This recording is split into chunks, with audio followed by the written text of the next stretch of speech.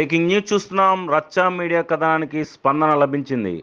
Visakhapatnam Kailasagiri bus బైకి ఎదురుగా ఉన్న 99 resto కేఫ్లో sambar ఇడ్లీలో బొద్దింక ప్రత్యక్షంపై రచ్చా మీడియాలో ప్రసారం చేసిన కథనానికి స్పందించిన విశాఖ ఫుడ్ సేఫ్టీ అధికారులు 99 రెస్టో కేఫ్పై దాడులు చేసి ఫుడ్ శాంపిల్స్ సేకరించి హైదరాబాద్ ల్యాబ్కి పంపించిన ఫుడ్ సేఫ్టీ అధికారులు ఫుడ్ శాంపిల్స్ ల్యాబ్కి పంపడం జరిగిందని, పరీక్షల ఫలితాలు వచ్చిన అనంతరం 99 రెస్టో కేఫ్ నిర్వాహకులపై తగు చర్యలు తీసుకుంటామని ఫుడ్ సేఫ్టీ అధికారులు వెల్లడి.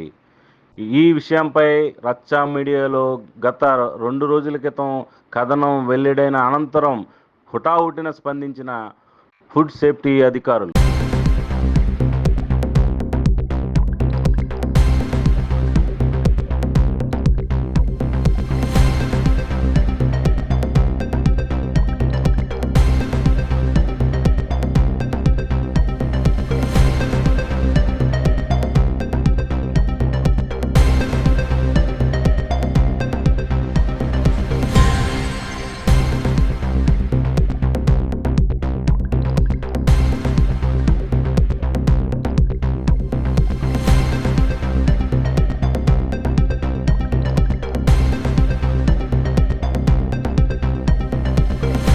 బ్రేకింగ్ న్యూస్ చూస్తున్నాం. రచ్చా మీడియా కథనానికి స్పందన లభించింది.